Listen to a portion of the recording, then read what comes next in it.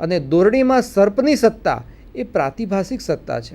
એક પ્રકારની શંકા અથવા પ્રાતિભાષિક અયોગ્ય જ્ઞાન આપણા મનમાં ઉત્પન્ન થાય છે. પરંતુ પર્યાવરણ જે છે તે પર્યાવરણ જોવા જઈએ તો વ્યવહારિક સત્તાનું ઉદાહરણ છે. સૃષ્ટિમાં ઈશ્વર છે તેનું વ્યવહારિક કોઈ સ્થાન હોય, વ્યવહારિક કોઈ સત્તા હોય તો તે વૃક્ષ છે અથવા પર્યાવરણ છે, કે જે પર્યાવરણને બરાબર વૃક્ષમાં વાસુદેવ, આપણી પરંપરામાં વૃક્ષને વાસુદેવની ઉપમા આપવામાં આવી છે. તો એ રીતે જોવા જઈએ તો આ ત્રણ સત્તાઓમાં જો પર્યાવરણનો સ્વીકાર કરવો હોય, ઈશ્વરીય સત્તા સાથે તેને જોડવી હોય, તો તે શંકરાચાર્યના આ વિશેષ કથન દ્વારા આપણે જાણી શકીએ છીએ કે પારમાર્થિક સત્તા અને પ્રાતિભાષિક સત્તા સાથે સાથે આ વ્યવહારિક સત્તાનો પણ સ્વીકાર કરેલો છે, અને તે જ પર્યાવરણની સત્તાનો સ્વીકાર કર્યો હોય તે પ્રમાણે આપણે જોઈ શકીએ છીએ. શ્રી કૃષ્ણ ભગવાને પણ આપણને આદિત્યાનામ અહમ વિષ્ણુ જ્યોતિષામ રવિરંશુમાન મરીચિહ મરુતામ અસ્મિ નક્ષત્રાણામ શશી, અર્થાત હું અદિતિના 12 પુત્રોમાં વિષ્ણુ છું અને જ્યોતિઓમાં અંશમાલી સૂર્ય છું તથા 49 વાયુઓનું તેજ તેમજ નક્ષત્રોનો અધિપતિ એવો ચંદ્રમા છું. શ્રી કૃષ્ણએ પોતે ભગવદ્ ગીતાના 10મા અધ્યાયમાં આ પોતાની વાતનો ઉચ્ચાર કર્યો છે. અર્થાત વિષ્ણુ, બ્રહ્મા અને બધા જ વાયુઓ અને ચંદ્રમામાં તેનો સ્વીકાર કરેલો છે. આપણે ત્યાં બુદ્ધ ભગવાન થયા, તેમણે બોધિ વૃક્ષ નીચે જ્ઞાન પ્રાપ્ત કર્યું છે. અર્થાત તે આપણને સંદેશો આપે છે કે વૃક્ષ પણ એક ગુરુનું સ્થાન લઈ શકે છે અને વૃક્ષ દ્વારા આપણને બ્રહ્મ જ્ઞાન પણ પ્રાપ્ત થઈ શકે છે. તો આ શ્રી કૃષ્ણ ભગવાને આપણને સૂર્ય અને ચંદ્ર રૂપે પોતાનું અસ્તિત્વ છે. ક્યારેક આપણે સાહિત્યમાં જોઈએ કે ઈશ્વરની 2 આંખો છે, એક સૂર્ય અને એક ચંદ્ર. ભારતીય પરંપરામાં હિન્દુઓ સૂર્યની પૂજા કરતા રહેલા છે અને ક્યારેક ચંદ્રની પણ પૂજા કરીએ છીએ, પરંતુ મુસ્લિમ બિરાદરો ચંદ્રની પૂજા વિશેષ કરતા રહેલા છે. તો આ પ્રકૃતિના બંને તત્વોની પૂજા વિશ્વના અનેક દેશોમાં અનેક રીતે થતી રહેલી છે. જો આગળ તેનો વિચાર કરીએ તો યજ્ઞ, ભારતીય પરંપરામાં યજ્ઞ એ એક વિશેષ પોતાનું સ્થાન નિભાવે છે. આજે પણ અનેક ધર્મોમાં, અનેક સંપ્રદાયોમાં યજ્ઞનું સ્થાન ખૂબ જ ઊંચું છે. ભગવદ્ ગીતામાં પણ એક સુંદર શ્લોકમાં અન્નાદ ભવતિ ભૂતાની પર્જન્યાદ અન્ન સંભવ યજ્ઞાદ ભવતિ પર્જન્યો યજ્ઞ કર્મ સમુદ્ભવ કર્મ બ્રહ્મોદ્ભવમ વિદ્ધિ બ્રહ્માક્ષર સમુદ્ભવમ તસ્માત સર્વગતમ બ્રહ્મ નિત્યમ યજ્ઞે પ્રતિષ્ઠિતમ. ઈશ્વરનું વૃક્ષોમાં જેમ સ્થાન સ્વીકારેલું છે, તેવી જ રીતે ભારતીય દર્શનોએ વૃક્ષો ઉપરાંત યજ્ઞની અંદર પણ ઈશ્વરનો વાસ છે તેવું સ્વીકારેલું છે. પણ આ યજ્ઞ છે શું ખરેખર? ઈશ્વર ખરેખર યજ્ઞમાં કેવી રીતે પ્રતિષ્ઠિત છે? તો સૃષ્ટિનું ચક્ર જે ચાલી રહ્યું છે તેની એક સુંદર કલ્પના શ્રી કૃષ્ણ ભગવાને ભગવદ્ ગીતામાં આપણને સમજાવી છે કે જેવી રીતે વેદવિહિત કર્મ છે, એ વેદવિહિત કર્મ એ બીજું કશું જ નથી, પરંતુ પરમાત્માને જન્મ આપનાર કોઈ ક્રિયા હોય તો તે વેદવિહિત કર્મ આપણને તે ક્રિયા તરફ લઈ જાય છે. અન્ન છે તે ક્યાંથી ઉત્પન્ન થાય છે? તો પ્રાણી માત્રની જરૂરિયાત છે. એટલું જ નહીં, વરસાદ જે છે તે વરસાદ અન્ન ઉત્પન્ન કરી આપે છે અને તે અન્ન છે તે અન્ન વરસાદ દ્વારા ઉત્પન્ન થાય છે. અને તે જ રીતે તે વરસાદ કેવી રીતે આ સૃષ્ટિમાં આવે છે? તો ભગવાને એમ કહ્યું છે કે યજ્ઞ દ્વારા અર્થાત યજ્ઞીય પ્રક્રિયા દ્વારા સામૂહિક રીતે જે કર્મ કરવામાં આવે છે તે બીજું કશું જ નથી, પરંતુ તે યજ્ઞ છે. અને આ યજ્ઞીય સંપત્તિમાં જ ઈશ્વરનો વાસ રહેલો છે. મિત્રો, યજ્ઞ એ માત્ર બાહ્ય ઉપચાર નથી, પરંતુ યજ્ઞ થકી આપણે છેક પર્યાવરણને સમજવા માટે પ્રયત્ન કરતા રહેલા છે. યજ્ઞીય સંસ્કૃતિમાં જેવી રીતે ઘી હોમવામાં આવે છે, 1 ચમચી ઘી હોમવાથી પ્રકૃતિમાં ઘીના અનેક સૂક્ષ્મ અંશો સ્વીકારે છે અને ત્યાં ફરતા રહે છે. તે જ યજ્ઞમાં તે ઘીનું સૂક્ષ્મ રૂપે પરિવર્તન થાય છે. તેવી જ રીતે પર્યાવરણમાં પણ જેવી રીતે આ યજ્ઞીય પ્રક્રિયાઓમાં સુગંધિત દ્રવ્યો, વૃક્ષો અને તેના જુદા જુદા પદાર્થો યજ્ઞમાં હોમવાથી યજ્ઞ જે છે તે યજ્ઞ સૂક્ષ્મ રૂપે અર્થાત સૂક્ષ્મ વાયુ રૂપે પ્રકૃતિમાં પ્રસરતું રહેલું છે. તો આ યજ્ઞની પ્રક્રિયા છે તેમાં પણ પર્યાવરણનો સુવિશેષ રીતે તેનો પ્રચાર કરવામાં આવ્યો છે. તે ઉપરાંત આપણે ત્યાં શિક્ષણ સાથે પણ આ પર્યાવરણની આખી જોડણી ગોઠવાયેલી છે. તમે જોશો કે તપોવન સંસ્કૃતિ ભારતીય પરંપરામાં તે સમયે જે કંઈ ગ્રંથો લખાયા, જે કંઈ દર્શનોની રચના થઈ, તે દર્શનો તપોવન સંસ્કૃતિની દેન છે એવું કહી શકીએ. તપોવન એ બીજું કશું જ નથી પરંતુ પ્રકૃતિના નિર્મળ અને સુશોભિત વાતાવરણમાં, કુદરતી વાતાવરણમાં બિલકુલ શાંત સ્થાન ઉપર ઋષિમુનિઓ તપ કરતા. એટલું જ નહીં, તે સમયે વિદ્યાર્થીઓ પણ તે રીતે જ્ઞાન પ્રાપ્ત કરતા. અને જ્યારે તપોવન સંસ્કૃતિના 5 મુખ્ય આધારો છે. એક તો પર્જન્ય, વૃષ્ટિ દ્વારા જળ સિંચન. પ્રકૃતિના ખોળામાં જ્યારે વિદ્યાર્થી રહેતો હોય ત્યારે તે પર્જન્ય અર્થાત વરસાદને બરાબર માણી શકે છે અને તેનું મહત્ત્વ સ્વીકારી શકે છે. એટલું જ નહીં, મિત્ર અર્થાત પ્રાણવાયુના રૂપમાં જીવન રક્ષક છે. આ જે વૃક્ષો છે, આ જે પર્યાવરણ છે, તે મિત્ર રૂપે, પ્રાણવાયુના રૂપે આપણા જીવનનું રક્ષણ કરતો રહ્યો છે. એ જ રીતે વરુણ દેવતા જળ પ્રદાન કરીને જીવનનો સંદેશો આપતો રહેલું છે. આ વરુણ. તે જ રીતે ચંદ્ર, ઔષધિઓનો રાજા. ચંદ્ર માત્ર શીતળતા આપે છે એટલું જ નહીં, વૃક્ષોમાં અને વનસ્પતિઓમાં એક પ્રકારની શક્તિ, એક પ્રકારનું ઔષધીય તત્વ વૃક્ષોમાં અને વનસ્પતિમાં રેડતો રહેલો છે ચંદ્ર. તે જ રીતે સૂર્ય છે, તે સૂર્ય આપણને ઉર્જા આપતો રહેલો છે. તો આ 5 તત્વો તપોવન સંસ્કૃતિના મુખ્ય આધાર છે. તપોવન સંસ્કૃતિમાં જ્યારે વિદ્યાર્થી જાય છે ત્યારે 7 વર્ષની ઉંમરે ત્યાં પહોંચી અને જ્યાં સુધી સ્નાતક ન થાય ત્યાં સુધી તપોવન સંસ્કૃતિમાં કુદરતના ખોળે તે રહે છે અને મોટાભાગના જીવનની સમસ્યાઓ, મોટાભાગના પાઠ તે પ્રકૃતિ પાસેથી શીખે છે. તો મિત્રો, તપોવન એ માત્ર શાંત જગ્યા હતી તે માટે ત્યાં શિક્ષણ પ્રાપ્ત થતું તેવું નથી, પરંતુ તપોવન શિક્ષણમાં એક પ્રકારનો માહોલ, એક પ્રકારની શાંતિ અને એક પ્રકારનું જ્ઞાન પ્રાપ્ત થવાની પૂરી શક્યતા તપોવનમાં હતી. માટે જ તે સમયે રચાયેલા દર્શનો, તે સમયે રચાયેલા ગ્રંથો આજે પણ આપણને પ્રેરણા આપતા રહેલા છે. આજના ઘોંઘાટભર્યા વાતાવરણમાં શિક્ષણ લેવું હોય તો પણ વિદ્યાર્થી માટે કદાચ અઘરું અને મુશ્કેલ બની ગયું છે.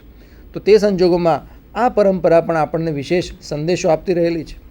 પ્રાચીન સમયમાં વનસ્પતિની પૂજા એ સહજ રીતે સ્વીકારાયેલી હતી. આજે પણ આપણા ઘરમાં કોઈના કોઈ પ્રસંગે વૃક્ષો અને વનસ્પતિની પૂજા થાય છે.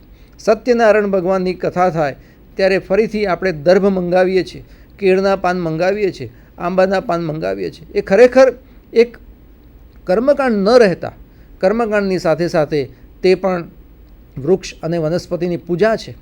એક સુંદર શ્લોકમાં કહેવાયું છે કે આયુર્બલમ યશો વર્ચ પ્રજા પશુન વસુન્ની ચ બ્રહ્મ પ્રજ્ઞાંચ મેધાંચ ત્વન્નો દેહી વનસ્પતે. વનસ્પતિને અહીંયા સંબોધન કરીને કહેવામાં આવ્યું છે કે તમે અમોને આયુષ્ય, બળ, યજ્ઞ, યશ, તેજસ્વીપણું, પ્રજા, પશુઓ અને ધન તેમજ બ્રહ્મની જાણવાની, સમજવાની ઊંચી તેજસ્વી બુદ્ધિ આપો. વનસ્પતિની પૂજા માત્ર કર્મકાંડ ન રહેતા તેની પાસે જે માગીએ તે જીવનના પ્રત્યેક સુખો વનસ્પતિ આપણને આપતી રહેલી છે. તો તે પૂજા આપણને જીવનનું સર્વસ્વ આપવાની શક્તિ આ વનસ્પતિમાં રહેલી છે. વેદોમાં ભૂમિનું પૂજન તમે આ શ્લોકમાં જોશો તો ઇકા સરસ્વતી મહી વિસ્ત્રો દેવીમ યશોભુવ વર્હિ સંદત્ત સ્ત્રીદ. અર્થાત માતૃભૂમિ. ભારતીય પરંપરામાં માતૃભૂમિ, માતૃ સંસ્કૃતિ એટલે કે સરસ્વતી અને માતૃભાષા એટલે કે ઈકા, આ 3 સુખ આપનારા દેવતાઓ છે, જે આપણને સદાકાળ આપણા અંતઃકરણમાં રહે તેવી શુભેચ્છા આપવામાં આવી છે. એ જ રીતે અથર્વવેદમાં ભૂમિનું સ્થાન સ્વીકારવામાં આવ્યું છે. માતા ભૂમિ પુત્રોહમ પૃથિવ્યાહ. અર્થાત આપણી અનેક માતાઓ આપણે સ્વીકારેલી છે. ભારતીય પરંપરામાં ગૌ માતા, તે જ રીતે પૃથ્વીને પણ માતા કહી છે, નદીનો પણ માતા તરીકે સ્વીકાર કર્યો છે. એ જ રીતે તુલસીનો પણ સ્વીકાર કરેલો છે. તે જ રીતે ભૂમિ, સવારના પ્રહરે આપણે જ્યારે પથારીમાંથી સવારે જ્યારે જાગૃત થઈએ છીએ ત્યારે પૃથ્વીને નમસ્કાર કરવાની આપણી પરંપરા છે. સમુદ્ર વસનય દેવી પર્વતસ્તન મંડલે વિષ્ણુ પત્ની નમસ્તુભ્યમ પાદ સ્પર્શં ક્ષમસ્વ મે. અર્થાત ભૂમિનો સ્પર્શ કરતાં ભૂમિની ક્ષમા યાચના માગવાની પરંપરા આપણા દેશની સંસ્કૃતિમાં છુપાયેલી છે. તો મિત્રો, આ જે ભૂમિ પ્રત્યેની આપણી લાગણી છે તે લાગણી અહીંયા વ્યક્ત કરેલી છે. યજ્ઞો હિ શ્રેષ્ઠતમમ કર્મ. યજ્ઞ કર્મને શ્રેષ્ઠ કર્મ તરીકે સ્વીકારવામાં આવ્યું છે. વેદમાં ભૂમિને અનેક રીતે તેનું માતૃભૂમિ તરીકે, માતૃ સંસ્કૃતિ તરીકે અને માતૃભાષા, આ 3 રીતે આપણે માતૃભૂમિને વેદમાં આ ભૂમિનો સ્વીકાર કરીને તેને માતૃસ્થાન આપેલું છે. અને આ દેશની પરંપરા છે કે આપણે વંદે માતરમ કહેતા રહેલા છીએ. વંદે માતરમનો અર્થ કદાચ કેટલીક નવી પેઢીને નહીં ખબર હોય, પરંતુ સંસ્કૃતમાં શબ્દશઃ જો સમજવા જઈએ તો વંદે માતરમ એટલે આપણે આ ધરતીને વંદન કરીએ છીએ. કોઈ ફોટોગ્રાફ્સમાં ભારતનો નકશો છે, તે નકશાને વંદન તો છે જ, પણ તેની સાથે સાથે આ ભૂમિ જે આપણને જન્મથી મરણ સુધી આપણી સાથે રહે છે, આપણી પ્રત્યેક જરૂરિયાતો પૂર્ણ કરે છે, તે ધરતીને વંદન કરવાની પરંપરા આપણા દર્શનોમાં, આપણી પરંપરામાં રહેલી છે. તો મિત્રો, આ વેદથી શરૂ કરી, વેદકાલીન સંસ્કૃતિથી શરૂ કરી અને આપણે અનેક રીતે તેને નમસ્કાર કરતા રહેલા છે. એ જ રીતે આપણે નદીઓનો જે જલસ્રોત છે, તે જલસ્રોતને આપણે જો જોવા જઈએ તો આ વિડીયો દ્વારા આપણે સમજવા થોડોક પ્રયત્ન કરીશું. આ વિડીયોમાં ભારતમાં જે નદીઓ છે તેના જે જલસ્રોતો છે, તે જલસ્રોતોનો પ્રવાહ અત્યારે કેટલી હદે તેનો નાશ થઈ રહ્યો છે તે આપણે સમજવા પ્રયત્ન કરીશું. Future. The answer, of course, known to all of us. They are dead and dying from the north to the south, east to west. The future of our lakes, our rivers, many of them, of course, revered by hundreds and thousands of Indians, looking very bleak. Alok Pandey takes us on this ride.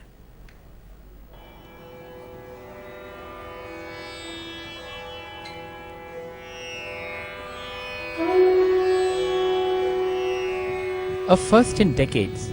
Most in the hills of Nainital say they can't remember the last time this landmark Naini Lake was down by as much as 40 feet. This region receives at least 35 millimeters of rainfall by June every year. This year so far, there isn't any sight of respite from the skies. To add to this, more than 25 lakh liters of water are being taken out of the lake every day. But it's not enough to quench the thirst of this hill station and its ever-increasing tourists. तो ये तो इतनी बड़ी lake है, उसमें इतना पानी.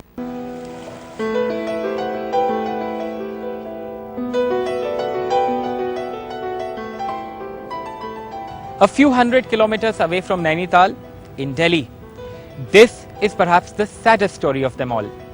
The story of a dying river. The story of the Yamuna. This is the condition of the river in spite of government claims that more than 2,000 crore rupees have been spent on cleaning it up over the last 20 years under the Yamuna Action Plan. In spite of this, more than 1,900 million litres of sewage flows into this river in Delhi itself on a daily basis, most of it untreated. From the hill to the plains, east to west, it's the same story of India's dying rivers. I'm at the banks of the Methi River in Mumbai, which is one of the most polluted zones, if there is such a term, and it can be attached to this place, because remember, this is one of the most polluted rivers that one can come across. A lot of plastic waste that is dumped alongside its banks, also a lot of illegal encroachments along its banks. So pollution really the cause of this river dying.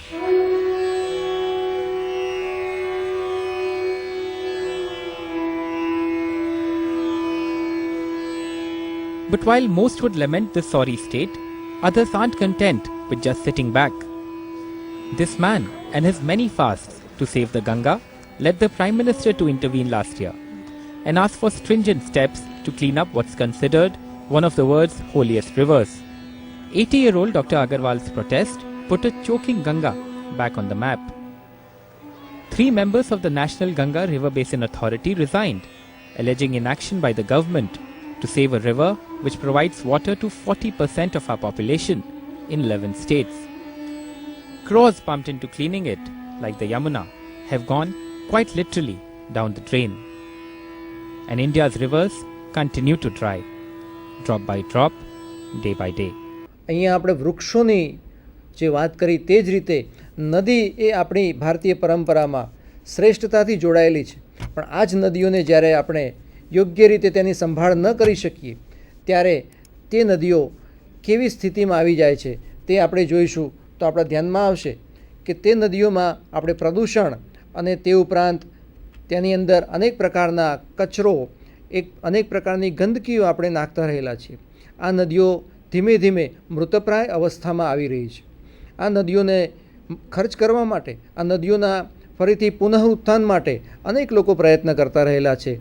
તો આ નદીઓને ફરીથી પુનર્જીવિત કરવા માટે અનેક લોકોનો જે પ્રયત્ન છે તે વ્યર્થ ન જાય તે માટે આ પરંપરાને જો આપણે સમજીશું તો કદાચ એવી સ્થિતિ આવશે કે આ નદીઓ ફરીથી સુજલામ સુફલામની સ્થિતિ પર આવશે. ત્યારબાદ ગોરક્ષા. ભારતીય પરંપરામાં ગાયને માતૃ સ્વરૂપ તરીકે સ્વીકાર કરેલો છે. તો ગાય એક શું છે? તો ગાય માટે આપણે આશીર્વાદ લઈએ છીએ કે અમે આપને સુખપૂર્વક બેસવા માટે યોગ્ય ગૌશાળા આપીએ. ગૌશાળામાં ગાયો જ્યારે સ્થાન પ્રાપ્ત કરે છે ત્યારે તે ગૌશાળાઓમાંથી આપણને જળ, સમૃદ્ધિ તથા સંતાનો અર્થાત ભારતીય કિસાન, ભારતીય ખેડૂત જ્યારે ગૌનું પાલન પોષણ કરતો રહેલો છે ત્યારે તે આપણને સુખ, શાંતિ અને સમૃદ્ધિ આપશે. તે ગૌને આપણે માતા તરીકે સ્વીકારેલા છે. ગાયની અંદર કરોડો દેવતાઓ નિવાસ કરે છે. તેની પાછળનું કારણ એ જ છે કે ગાયની અંદર આપણે જ્યારે આ દેવતાઓને સ્થાન આપેલું છે ત્યારે એ ગાય જે છે તે આપણને સમૃદ્ધિ આપતી રહેલી છે. આપણે બધા માનીએ છીએ કે ગોદુગ્ધ અર્થાત ગાયનું દૂધ એ શરીર માટે ખૂબ ઉત્તમ છે, પરંતુ ક્યારે આપણે તેનો પ્રયોગ કેટલો કરીએ છીએ તે આપણી જાતને આપણે પૂછવું જોઈએ કે ગોદુગ્ધ એ આપણા શરીર માટે સ્ફૂર્તિદાયક અને પુષ્ટિદાયક છે. ત્યાર પછી ભારતીય પ્રજાનું જો સ્થાન, ભારતીય પ્રજા વિશે વિચાર કરીએ તો ભારતીય પ્રજા એ તુલસી વિવાહ, વિષ્ણુપ્રિયા, હરિપ્રિયાના ઔષધીય ગુણો અર્થાત તુલસીનો પ્રત્યેક ઘરના આંગણે તુલસીનું સ્થાપન, તુલસીનું પૂજન થતું રહેલું છે. તે આપણને વાયુ અને કફ અને કેન્સરમાં ઉપયોગી છે. ધર્મપ્રિય એવી આપણી આ પ્રજા જે છે તે પ્રજા હંમેશાથી સદીઓથી તુલસીને નમસ્કાર કરતી રહેલી છે. તે અંગેનો શ્લોક પણ આપણે જાણીએ છીએ. તુલસી શ્રી સખી શિવે પાપહારિણી પુણ્યદે નમસ્તે નારદનુતે નમો નારાયણી પ્રિયે. તુલસી એ ખરેખર નારાયણની પ્રિયા છે, અર્થાત ઈશ્વર સાથે તેનો સીધો સંબંધ છે. તે તુલસી કફકારક અથવા તો કેન્સર જેવા અનેક રોગોમાં આપણને મદદરૂપ થાય તેવી તેની અંદર શક્તિ રહેલી છે. તો આ તુલસીને પણ નમસ્કાર કરવાની જે પરંપરા છે, રાધાકૃષ્ણ, સર્વપલ્લી રાધાકૃષ્ણને the Hindu view of life એ પુસ્તકમાં ખૂબ સરસ ટકોર કરી છે કે ધર્મપ્રિય દેશવાસી જ ભારત દેશનો માલિક થઈ શકે છે. ભારતીય પરંપરામાં